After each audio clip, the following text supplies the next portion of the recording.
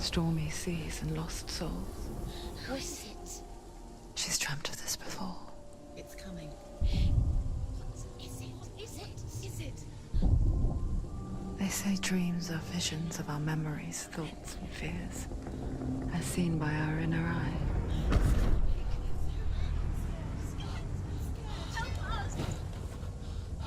But what if each one of us is always dreaming, even when awake? And we only see what our inner eye creates for us. Is this what hell is? A world shaped by Senua's nightmares. Maybe that's why people fear seeing the world through her eyes. Yes, she's scared. Because if you believe that Senua's reality is twisted, you must accept that yours might be too.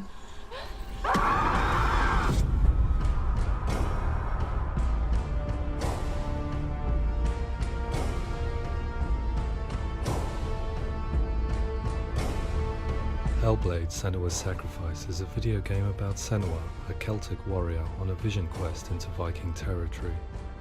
But what sets our hero Senua apart is that she suffers from severe psychotic mental illness. He knows she's getting closer. He can feel her coming closer. She's getting closer. They're watching.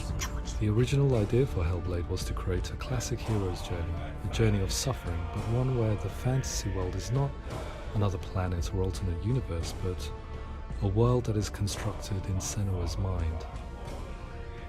But to do so would mean putting psychotic mental illness at the center of the experience, a subject that is still considered taboo, and a challenge that was both terrifying and exciting in equal measure.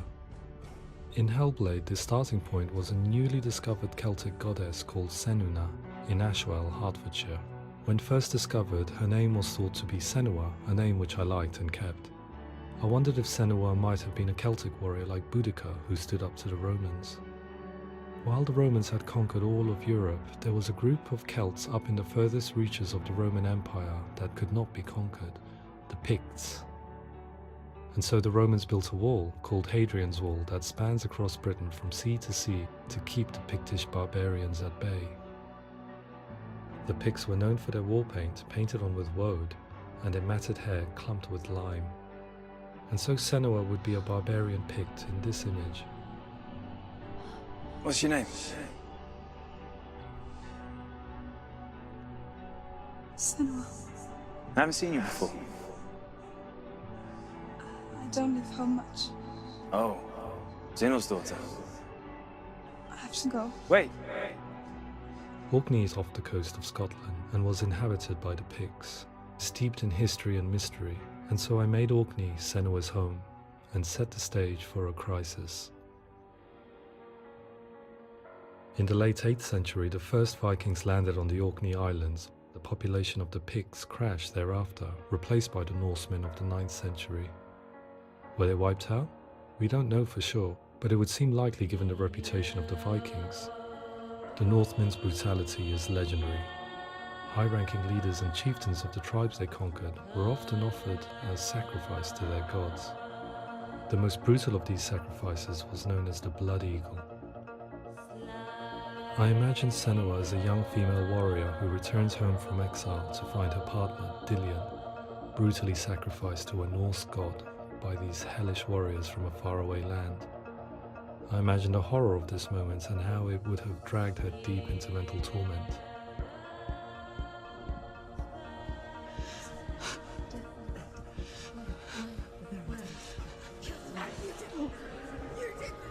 No!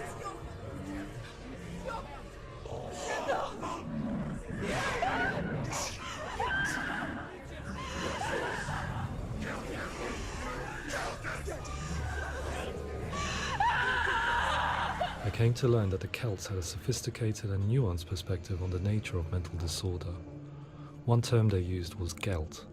A gelt is a man or woman who has been driven mad by a curse, battle trauma, or grief. The gelt would take to a life in the woods in search of penance, punishment, and purgation. And so Senua became a gelt, cursed by darkness, looking for redemption in the wilds. Another word the Celts used in reference to mental disorders was truth, meaning fool, or Liar. one who utters the words of God. They tell of the mad sinner who flees battle into exile and takes on a beastly nature, growing feathers on his body. The character called Truth in Hellblade is based on a little-known person called Findan, an 8th century Irish Celt who was captured and enslaved by the Vikings, but eventually escaped to Orkney where he became a monk. I will tell you my stories of hell, if I may walk with you. Upon meeting Senua, it would be his stories that fuel her quest deep into their world of gods. The Northmen say the world will come to an end. The sun will grow black, the earth will sink into the sea, the stars will disappear, fire and water will meet, flames will play against the sky, the heavens and earth and all the world will be burned, all the gods will be dead, and the warriors of Valhalla and people everywhere. Senua, prepare yourself for Ragnarok, for it is nigh. So the stage was set for a new adventure, a journey into the Norse underworld called Hell, a vision quest fueled by madness and myth, a fantasy that was created by Senua's own mind, and one that we would experience through her eyes. This is your mission. This is your quest. There is nothing else left. To make a game about a warrior with psychotic mental illness as its central theme was fraught with danger. Mental illness such as psychosis is still taboo and rarely acknowledged in a century of cinema, never mind the new medium of games. Where it does feature, it often conflates psychosis and psychopathy associated with a lack of empathy.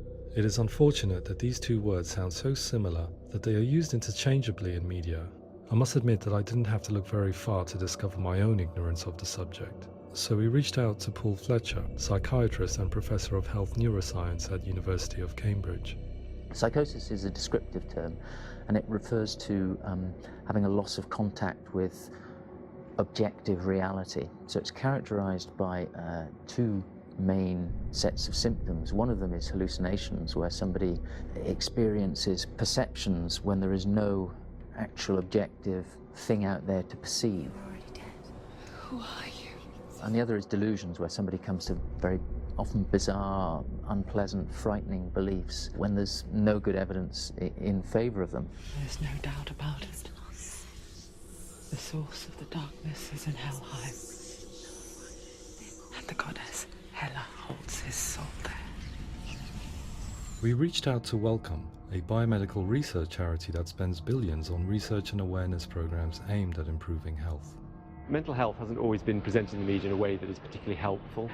It can be challenging to engage people with the subject matter, and there are a lot of preconceived ideas about mental health, and particularly schizophrenia and psychosis. So we hope our support allows the team to continue to collaborate with Paul Fletcher and with those who have experience of psychosis to create a game that provides a fresh perspective on the condition and allows audiences to engage with it in a way that just wouldn't be possible in any other medium.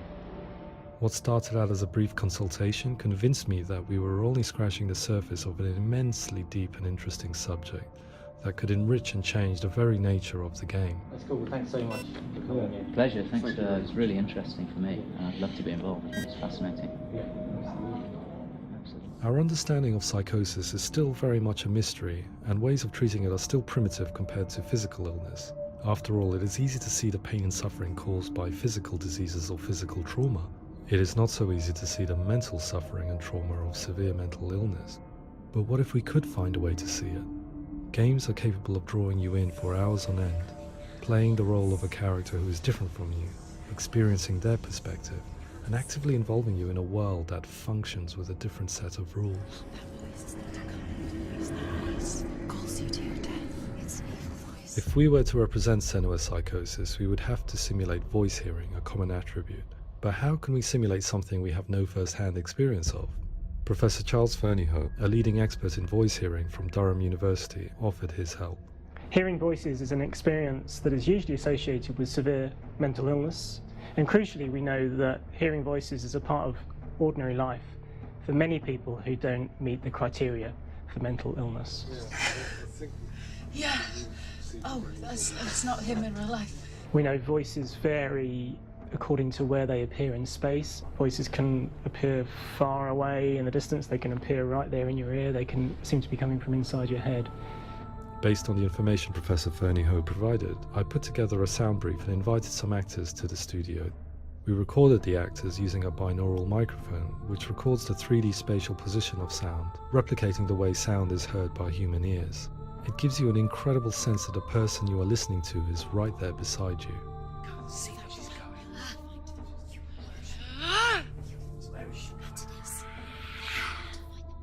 Rachel Waddingham from the Voice Collective came to our studio with 2 young voice hearers to speak to our team.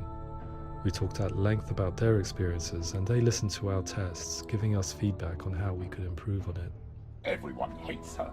She's cursed. It's very hard to represent what this experience is like, partly because it's such a personal, intense, emotional experience. It's testament to how Ninja Theory have been listening to what the researchers are saying, but also, crucially, listening to the experts by experience. What they've come up with is so compelling. It's by far the best representation I've heard of what these experiences are like.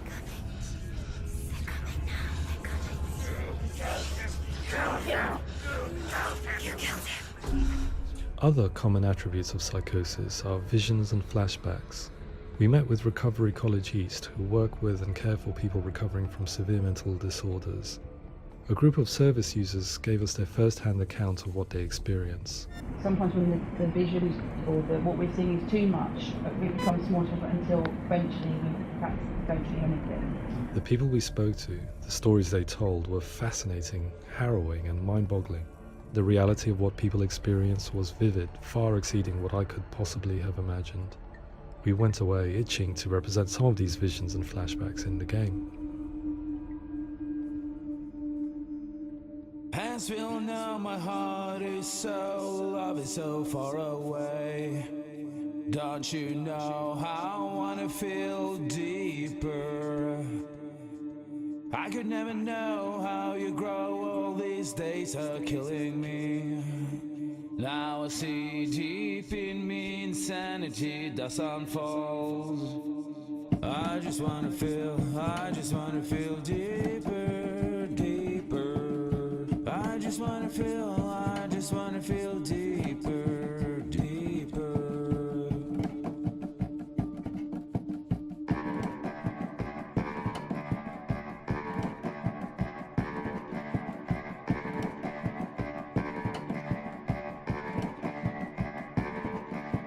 Hands will know my heart is so, love is so far away.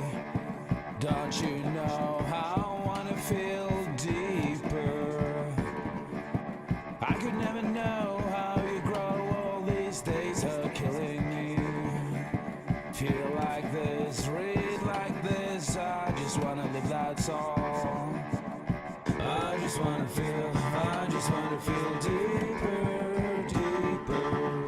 I just wanna feel deeper, deeper.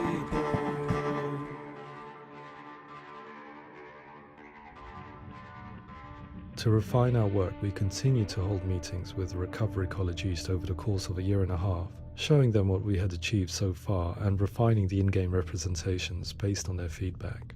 With their help, flashbacks, visions and changes in perception were woven into the story and gameplay of Senua. The students that are involved in this project are incredibly excited about being involved. They have described the experience as being important because it values their lived experience and shows that despite what we have been through, all of that experience becomes valid, that actually it's something that we should all be talking about. The experiences described range from beautiful to frightening beyond comprehension. I heard of a girl who has to live with an angry voice screaming at her, slamming on her doors and walls 24 hours a day. I met someone who would often see hanging corpses in a room, so real that she would sometimes try to rescue them. The panic and fear that comes with such visions is entirely understandable, and it can be a living horror for some. Worthless, weak, pathetic. Go on, feel sorry for yourself, because there is no one left to do that for you. I was urged by one fellow that we should not shy away from showing this horror, and so I was perpetually torn in making Hellblade. Had we gone too far with our representations or not far enough? broken and lost. Just like your sword. Come on.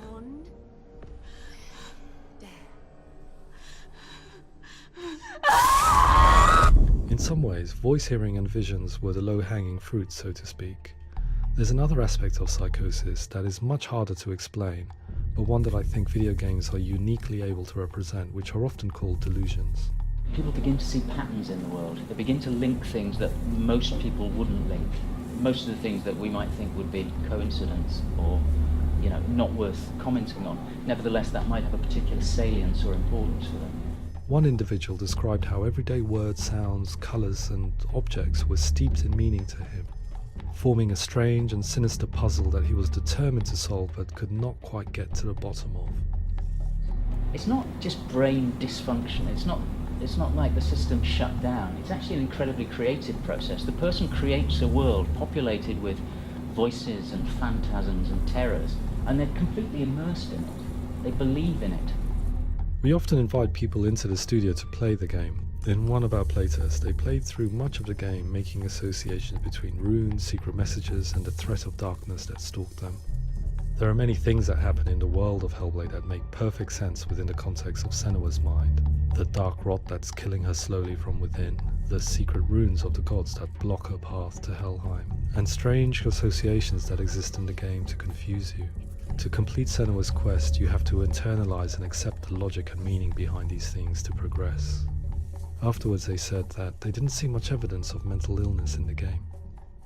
People with delusions of all sorts would argue the same thing, that they are not aware of their experience being abnormal in any way. I need this sword. It's important. Representing perception changes and thinking patterns within Hellblade gives us a set of symptoms common in psychosis. But people with lived experience were keen to emphasize another point, that it is wrong to define a person by their symptoms. Quite often, the illness comes not from the symptoms, but from the stigma, isolation and mistreatment that comes about from the rest of society. They say that I'm cursed. What if they're right? I needed someone to portray Senua, someone who could believably internalize her suffering.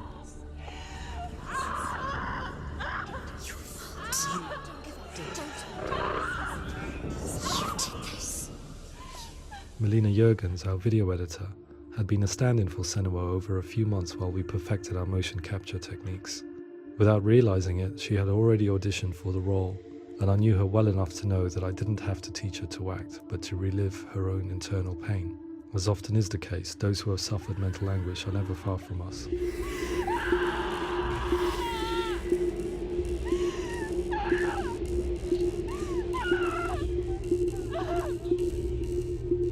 My hope is that by creating a compelling and aspirational character in Senua who feels very much real, albeit in a fantasy setting, we can provide a lens into her reality, a different one to yours, and this is where storytelling comes into play. I imagined her life based on common threads in real people's lives. She was always prone to psychosis as a child. Her mother Galina also heard voices and had visions, so perhaps there was a genetic aspect. Or perhaps it was cultural, as she lived within a world without science, of gods and a superstition, as exemplified by her druid father Zimbal. Psychosis developed in her late teens to early 20s and was exacerbated by stigma and isolation at the hands of the clansmen and her father. This darkness. It's spreading. The trauma of seeing her lover Dillian sacrificed tips her over the edge, making her remodel her reality around a concept that connects everything: the darkness. So the question, is what Senua experiences real? Can only be answered by saying, yes, it is real. It is her reality. All of her suffering will have been for nothing. It's just a matter of time.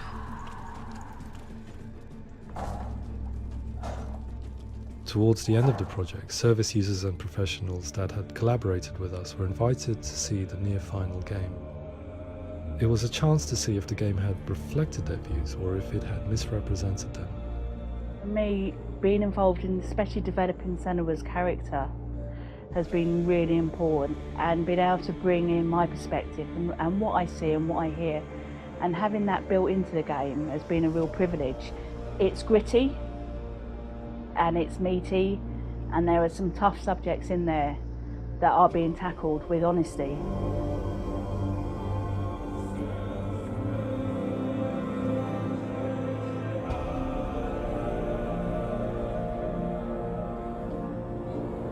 I was blown away by it today, absolutely blown away. It was just fantastic to get the opportunity to use our lived experience in a very creative way. There's nothing tokenistic about the work we've put in. It feels like we've been listened to, things have been taken on board, and I think there was a lot of realism in the game itself, and it feels very authentic.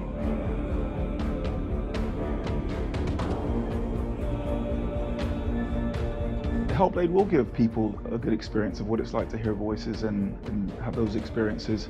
I'm glad that the guys at Ninja Theory kind of asked us to come along and help them build an experience that's positive when it comes out, and get myself a copy and have a go.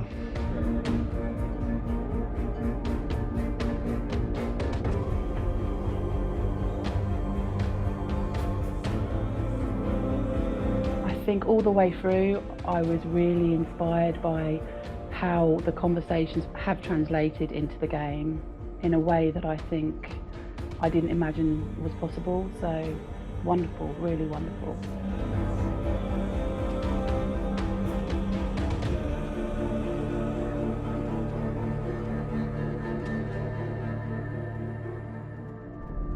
I really hope that others will follow the lead they've set and use the power of something like a video game to change people's perceptions, to increase understanding, and ultimately to make some of the stigma around voice hearing and other experiences go away.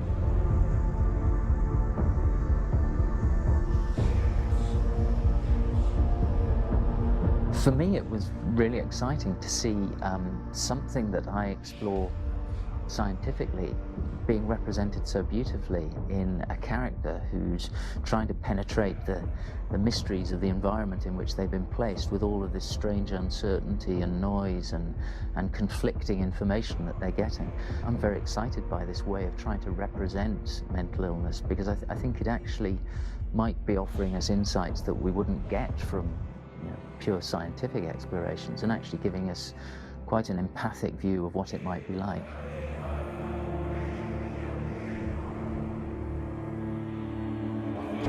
Mental illness has been with us for as long as we have been on this planet, but why? Why hasn't evolution stamped out this weakness from within our gene pool? I often pondered this question until I realized that the question had an inbuilt flaw. It assumes that being and thinking differently is a weakness. The only reason we have computers, spacecraft, medicine, poetry, art, and yes, even video games is because individuals are able to simulate new abstract realities in their minds and share them with the rest of us. We need people to be willing to see differently in order for us to progress and survive as society. And we need to be open to these new ways of seeing. And it is this spirit that motivated me to create Senua's story and share it with you.